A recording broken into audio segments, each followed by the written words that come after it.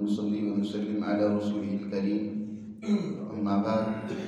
فأعوذ بالله من الشيطان الرجيم بسم الله الرحمن الرحيم ولما جاءت رسلنا لوطا سيء بهم وضاق بهم فرعون وقال هذا يوم عصيب وجاءه قومه يهرعون إليه ومن قبل كانوا يعملون السيئات قال يا قوم هؤلاء بناتي هن أطهر لكم فاتقوا الله ولا تخزوني في ضيفي أليس منكم رجل رشيد قالوا لقد علمت ما لنا في بناتك من حق وإنك لتعلم ما نريد قال لو أن لي بكم قوة أو آوي إلى ركن شديد قالوا يا لوط إنا رسل ربك لن يصلوا إليك فأسر بأهلك بقطع من الليل ولا يلتفت منكم أحد إلا امرأتك إنكم مصيبها ما أصابهم إن موعدهم الصبح أليس الصبح بقريب فلما جاء أمرنا جعلنا عاليها سافلها وأمطرنا عليها حجارة من سجيل منضود مسومة عند ربك وما هي من الظالمين ببعيد صدق الله العظيم. سورہ ہود میں اللہ سبحانہ و تعالیٰ نے 7 واقعات کے ذریعے سے اس حقیقت کو واضح کیا ہے کہ اس کائنات کا معبود برحق وہ بھی اللہ ہے اور اس کائنات کا نظام اور اس کی تدبیر چلانے والا، اس کا نظام قائم کرنے والا وہ بھی اللہ ہی ہے. لہذا لوگوں اسی کی بندگی اور اطاعت کرو. اللہ تعالیٰ نے اس حوالے سے یہاں اس رکوع میں 2 واقعات کا تذکرہ کیا ہے. پہلا واقعہ حضرت ابراہیم علیہ السلام کا ہے اور دوسرا واقعہ ان کے بھتیجے حضرت لوط علیہ السلام کا ہے. کل گزشتہ درس میں ابراہیم علیہ السلام کے واقعے کا ذکر ہوا کہ ان کے پاس فرشتے انسانی شکل و صورت میں جب پہنچے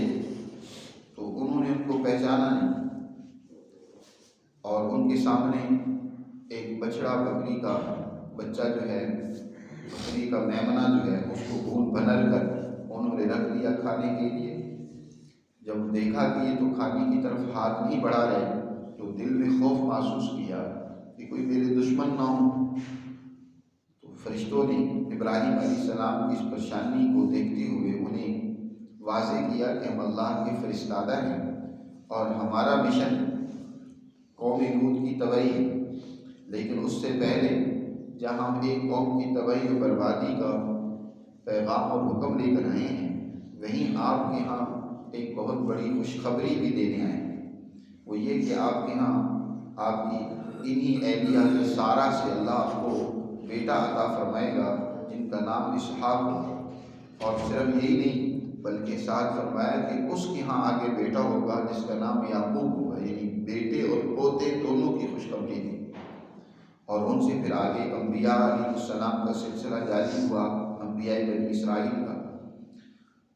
اس کے بعد حضرت ابراہیم علیہ السلام سے فارغ ہو کر وہ فرشتے لوط علیہ السلام کے پاس آتے ہیں. بحر میت کے کنارے پر یہ قوم عمورہ، یہ قوم لوط آباد تھی. یہ جہاں اور بے شمار خرابیوں اور جرائم میں مبتلا تھی، اسی طرح خواہشات کے اندر بے لگام اور بے چھوٹ تھی. ہم جنس پرستی اس کا خاص وتیرہ اور شغل بن چکا تھا.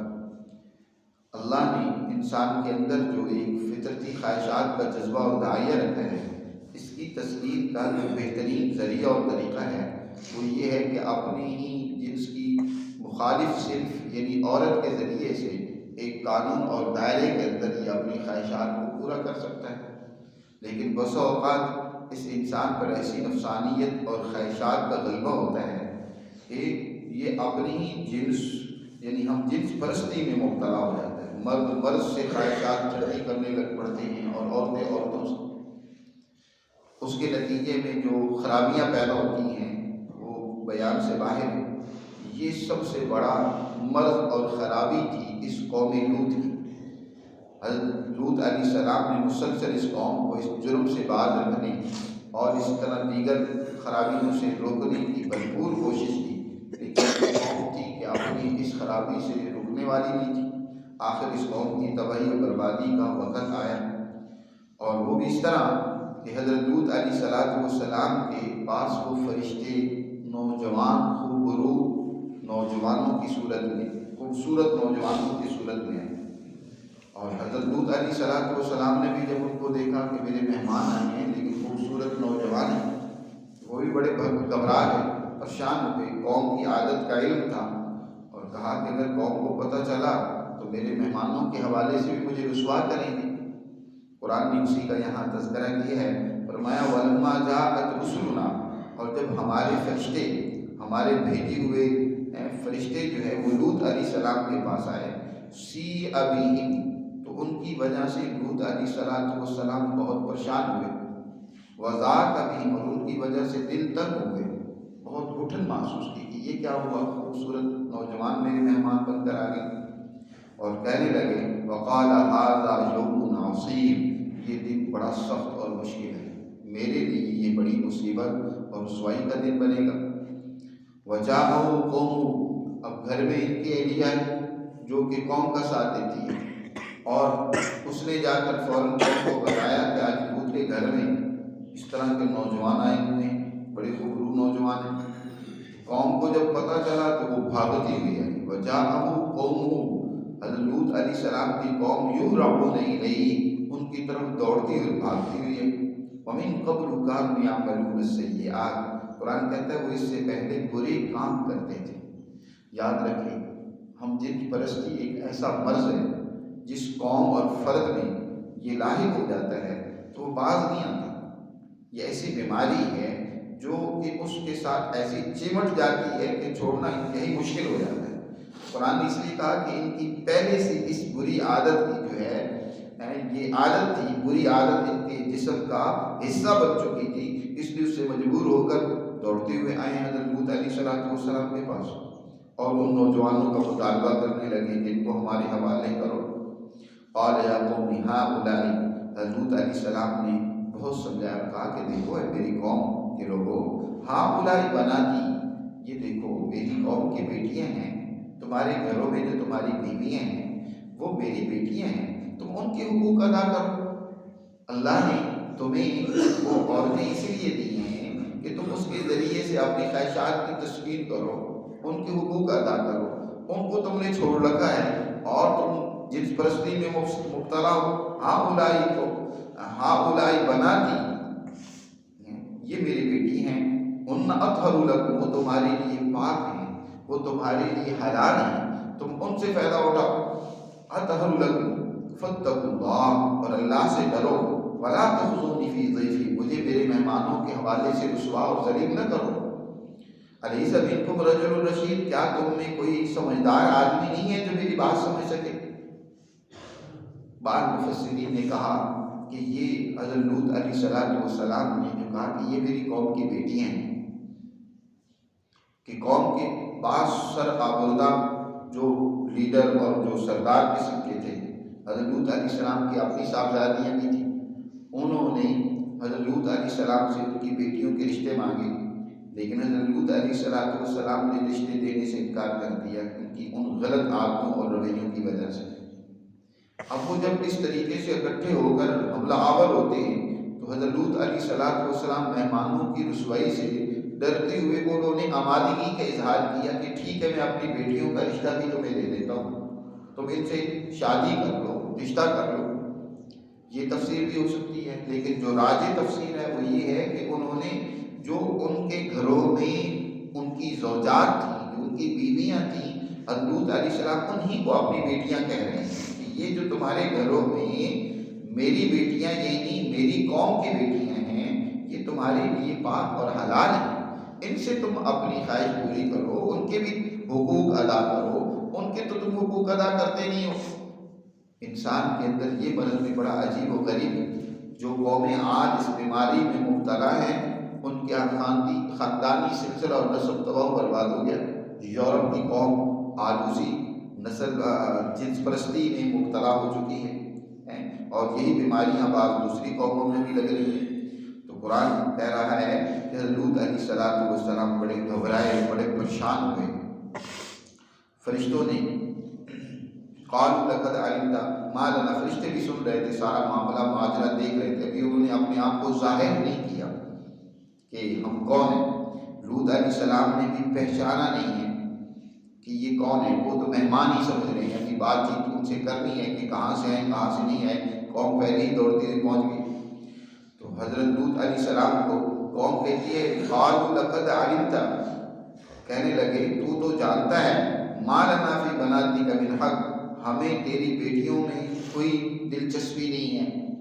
ہم ان عورتوں کے اندر کوئی دلچسپی نہیں رکھتے، ان میں ہمارا کوئی حق نہیں ہے۔ وَإِنَّكَ لَتَعْلَمُ مَا نُرِيدُ، اور بے شک تو جانتا ہے جو ہم چاہتے ہیں، ہماری کیا خواہش ہے اس کا تمہیں پتہ ہے،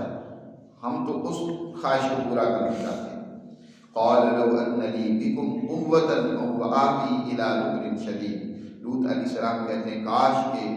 آج میرے پاس تمہارے مقابلے کی کوئی قوت اور طاقت ہوتی، میں تمہارا مقابلہ کرتا، آج تم سے جنگ کرتا، او آوی الی رکن شدید، یا کوئی مضبوط سہارا ہوتا کہ میں اس کی پناہ لیتا، کوئی میرا پشت پناہ ہوتا، میرا قبیلہ اور خاندان کیا ہوتا جو میری سپورٹ کرتا، ان کے ساتھ مل کر میں آج تمہارے خلاف لڑائی کرتا۔ حضرت علیہ السلام کیونکہ وہ بھی اپنے چچا حضرت ابراہیم علیہ السلام کے ساتھ ہجرت کر کے تشریف لائے تھے عراق سے،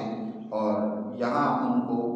یہ ذمہ داری دعوت و تبلیغ کی، اس قوم کی رہنمائی کی دی گئی تھی، وہ اس قوم سے تعلق نہیں رکھتے تھے، اس لیے کہا او آوی الی رکن شدید، کوئی مضبوط میرا قبیلہ خاندان یا ہوتا، وہ میری مدد اور تعاون کرتا تو ہم ان کے تعاون سے تمہارا مقابلہ کرتے، وہ بھی کوئی نہیں ہے جی، اور میرے پاس طاقت بھی نہیں ہے کہ میں تمہارا مقابلہ کروں، تم تو سب اکٹھے ہو کر چل دوڑے ہو۔ لوط علیہ السلام بہت پریشان ہوئے، تو فرشتوں نے پھر اب ظاہر کیا اور کہا قالوا یا لوط، اے لوط انا رسول ربک، ہم تیرے رب کے بھیجے ہوئے فرشتے ہیں، ہم اللہ کی طرف سے فرشتے اس قوم کی تباہی و بربادی کا عذاب لے کر آئے، لن یصلوا الیک، یہ تجھ تک نہیں پہنچ سکتے، تو نہ گھبرا، پریشان نہ ہو، لن یصلوا الیک، یہ تیرا کچھ نہیں بگاڑ سکیں گے۔ فاسر باہلک بقطع من اللیل، رات کا جب ایک حصہ گزر جائے تو تم اپنے گھر والوں کو لے لو، یہاں اس بستی کو چھوڑ کر نکل جاؤ۔ ولا یلتفت منکم احد، اور تم میں سے کوئی آدمی مڑ کر بھی نہ دیکھے، دائیں بائیں نہ دیکھے، بس لو اور جلدی سے اس بستی کو خالی کر دو، اب اس بستی کی تباہی و بربادی کا وقت آ پہنچا ہے۔ الا امرأتک، تم اپنے گھر والوں کے ساتھ یہاں سے چلے جاؤ، لیکن تمہاری بیوی جو ان کا ساتھ دیتی ہے، جس نے ہمارے آنے کی اطلاع بھی ان کو دی ہے، وہ نہیں تمہارے ساتھ جائے گی، وہ اس عذاب میں مبتلا ہوگی، بلکہ انہ مصیبھا ما اصابہم، بے شک اس پر بھی وہ پہنچے گا جو اس قوم پر پہنچے گا، جو عذاب ان پر آنا ہے وہ اس پر بھی آئے گا، وہ اب عذاب کی مستحق ہو چکی ہے۔ یاد رکھو، اگر کوئی فرد چاہے کتنے اونچے خاندان سے، کتنی اونچی ہستی اور بزرگ سے وابستہ ہو، لیکن اس کا اپنا عمل اور کردار غلط ہے تو وہ وہاں نسبت کافی نہیں ہے بچانے کے لیے۔ پیچھے واقعہ حضرت نوح علیہ السلام کا ہم پڑھ چکے ہیں کہ ان کا بیٹا وہ قوم کا ساتھ دیتا ہے، باپ کی بات نہیں مانتا، تو کیا ہوا، بیٹا غرق کر دیا گیا۔ اب یہاں لوط علیہ السلام کی اہلیہ کا تذکرہ کیا کہ حضرت لوط علیہ السلام کی اہلیہ ہیں، پیغمبر کی اہلیہ ہیں، لیکن کردار منفی ہے، قوم کا ساتھ دیتی ہیں، تو اس لیے اللہ کے عذاب میں یہ مبتلا ہوئی، اللہ کے عذاب سے یہ نسبت، یہ تعلق بھی اس کو بچا نہیں سکا۔ اس لیے اصل چیز تو انسان کا اپنا عمل اور کردار ہے۔ نبی کریم صلی اللہ علیہ وسلم نے اپنی لخت جگر حضرت فاطمہ سے فرمایا، اے فاطمہ یہ مت سمجھنا کہ میں محمد کی بیٹی ہوں تو بچ جاؤ گی، نہیں، تمہارا اپنا عمل ہی تمہیں اللہ کے عذاب سے بچائے گا، میری محض نسبت تیرے لیے کافی نہیں۔ ہاں اس وقت نسبت مفید ہوتی ہے جب انسان کا اپنا عمل اور کردار بھی اچھا ہو، پھر نسبت سے چار چاند لگ جاتے ہیں، مزید ترقیات ہوتی ہیں، مزید انسان کی اللہ کے ہاں بھی اہمیت و عظمت بڑھ جاتی ہے، لوگ بھی ایسے لوگوں کو اہمیت دیتے ہیں کہ یہ فلاں بزرگ کے، فلاں ہستی کے اولاد میں سے ہیں یا ان کے تعلق والے ہیں، تو پھر عزت و احترام ہوتا ہے۔ اور اگر عمل تو مفاد پرستی کا، لالچ کا، خود غرضی کا، دین سے بیزاری کا ہو اور نسبت کو لے کر لوگوں کو اپنا گرویدہ بنانے کی کوشش کریں، جیسے کہ یہاں بہت بڑی بڑی گدیوں کے اولادوں نے اسی طرح کی ہیں، ان بزرگوں کی نسبت کو ذریعہ بنا کر اپنی دکانداریاں چمکانے کی کوشش کی اور کر رہے ہیں، تو ایسی دکانداریاں وہ اللہ کے یہاں کوئی اہمیت نہیں رکھتی۔ لوگوں کو تو دھوکہ دیا جا سکتا ہے ان گدیوں کا اور ان بزرگوں کا واسطہ اور ذریعہ دے کر، لیکن اللہ کے یہاں اہمیت و عظمت انسانی درست اعمال کی ہے۔ تو فرمایا تمہاری بیوی پر بھی وہی عذاب آئے گا جو ان پر آئے گا، اس قوم پر، اور ان پر عذاب آنے کا وقت صبح کا ہے۔ ان موعدہم الصبح، بے شک ان پر عذاب آنے کا وعدہ وہ صبح کا ہے۔ الیس الصبح بقریب، کیا صبح قریبی ہے؟ رات کا وقت تھا، صبح چند گھنٹوں بعد، چند لمحوں بعد صبح طلوع ہونے والی تھی۔ صبح کا جو وقت تھا، صبح کا وقت ہر اعتبار سے بڑی اہمیت کا حامل ہوتا ہے، خاص طور پر تہجد کا وقت اللہ کی رحمت کے حصول کے اعتبار سے بھی، اور جب قوموں کو تباہ و برباد کرنا ہوتا ہے تو اللہ کا غضب بھی اس وقت نازل ہوتا ہے۔ تو اس قوم پر غضب الہی نازل ہو رہا ہے، اور اس کا وقت کیا فرمایا؟ صبح کا وقت ہے جو تہجد کا وقت ہوتا ہے۔ فلما جاء امرنا، پھر کیا ہوا جب ہمارا حکم عذاب آیا، جعلنا عالیہا سافلہا، ہم نے ان کو زیر و زبر کر دیا، ان کی بستیوں کو تہو بالا کر دیا، الٹا کر رکھ دیا۔ وامطرنا علیہا حجارۃ من سجیل منضود مسومۃ عند ربک، اور ہم نے ان کے اوپر پختہ پتھروں کی بارش کی۔ یہ پہاڑوں کے درمیان میں رہنے والی قوم تھی، اللہ نے ایسا زلزلہ اور ایسا جھٹکا دیا کہ یہ قوم اس زلزلے اور جھٹکے سے ان کے مکانات تباہ و برباد ہو گئے، اور اسی طرح یہ کہ پہاڑ وہ لرز اٹھے۔ تورات کے اندر ہے کہ ان کے اوپر جو ہے آگ کی بارش ہوئی، تو پہاڑوں کے اندر جیسے کہ بعض اوقات ایسا وہ لاوا پک رہا ہوتا ہے کہ وہ آتشی پہاڑ پھٹتے ہیں، پتھر ٹوٹ ٹوٹ کر دور جا گرتے ہیں، تو اسی طرح کا زمین میں زلزلہ آیا، اور اس آج پہاڑوں میں ایسی گندک اور آگ سے گویا کہ ایسی جیسے کہ کوئی بہت بڑا بارود ان میں پھٹا ہو، اور پہاڑ کے بڑے بڑے ٹکڑے گر گر کر وہ ان کی بستیوں کے اوپر ٹوٹ ٹوٹ کر ان کی بستیوں کے اوپر گرے، اور اس طریقے سے یہ قوم ان پتھروں کی بارش کے نتیجے میں تباہ و برباد کر دی گئی۔ اسی کا قرآن نے یہاں بھی اور مختلف مقامات پر ذکر کیا کہ وَأَمْطَرْنَا عَلَيْهَا حِجَارَةً، ہم نے ان کے اوپر پتھر برسائے، اور من سجیل، وہ پتھر بھی بڑے پختہ نکیلے، گویا کہ وہ فائر تھے، جیسے گولی کا ایک فائر ہوتا ہے، وہ ان کو فائر مارے گئے، اور منضود مسومۃ، منضود تہ بتہ، لگاتار ایک پر دوسرا، دوسرے پر تیسرا، لگاتار پتھروں کی بارش ہوئی، مسومۃ عند ربک، اور تیرے رب کی طرف سے ہر پتھر پر نشان لگا ہوا تھا۔ جی، ہر آدمی کا جس کی ہلاکت جس پتھر سے واقع ہوئی تھی، وہ اس کے اوپر اسی کا نام لکھا ہوا تھا۔ وہ گویا اللہ کی طرف سے ان پتھروں کی فائرنگ ہوئی، اور ہر آدمی کو وہی پتھر جا کر لگا جو اس کی تباہی و بربادی کے لیے اللہ نے پہلے سے طے کر دیا تھا۔ مسومۃ عند ربک، اور اے مکہ کے لوگوں، اے ظالموں، اللہ کے یہ پیغمبر اور رسول تمہیں سمجھانے آئے ہیں، اور حضور کی امت میں سے آنے والے بعد کے ظالموں، غور و فکر کرو، قرآن میں لوط کی قوم کے ظلم و فساد کو پڑھو، سنو، غور کرو، کوئی ان کے واقعات اور ان کی بستیاں تم سے دور نہیں ہیں،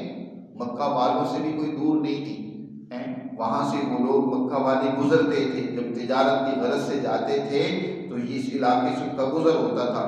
اور اسی طرح آج بھی یہ دنیا کے سامنے ہیں۔ اب تو ایسی ساری دنیا گلوبل ولیج بننے کی وجہ سے سارے واقعات و احوال دنیا کے سامنے ہیں، وہ قوم لوط کے آثار آج بھی دیکھے جا سکتے ہیں، آپ نیٹ کے اوپر بھی وہ مل جائیں گے آپ کو۔ تو فرمایا وَمَا هِيَ مِنَ الظَّالِمِينَ بِبَعِيدٍ، یہ ظالموں کی بستیاں کوئی تم سے دور نہیں ہیں، اور اب اگر نشانات وہاں مٹ گئے یا کم بھی ہو گئے تو اللہ ان کے واقعات بیان کر رہا ہے، ان کے حالات سنا رہا ہے۔ تو ان حالات سے عبرت حاصل کرو، ان کی سیرت اور ان کا کردار کوئی زیادہ دور نہیں، یہ قوم گزری ہے، تم سے پہلے گزری ہے جی، تو تم ان کے بعد ہو۔ اور اسی طرح یہ سلسلہ دنیا کا چل رہا ہے، اچھی قومیں جنہوں نے کردار اچھا ادا کیا ان کی بھی تاریخ تمہارے سامنے ہے، اور جو اس طرح بد کردار قومیں تھیں ان کے حالات بھی تمہارے سامنے ہیں۔ ان حالات کو پڑھو، سنو، ان سے عبرت حاصل کرو، اور اپنی آپ کو خواہشات سے روکو، اور اللہ کی اس قانون فطرت اور نظام کو جو اس نے قرآن کی صورت میں تمہیں دیا ہے اس پر عمل کرو۔ تو اس طریقے سے قرآن مجید نے یہاں قوم لوط کے واقعے کو ذکر کر کے اس قوم یعنی قوم لوط پر جو اللہ کا عذاب آیا اور کس طریقے سے یہ خرابیوں میں مبتلا تھی، اس کو بیان کر کے ہمیں در حقیقت سمجھایا اور تنبیہ کی ہے، آنے والے انسانوں کو تنبیہ کی ہے کہ وہ اپنے آپ کو اس طرح کی خواہش پرستیوں سے باز رکھیں اور اللہ کے اس نظام زندگی کو اپنائیں جو اللہ نے انسانوں کو قرآن کی صورت میں عطا کی ہے۔ اللہ ہمیں سمجھ نصیب فرمائے اور اپنے احکامات پر عمل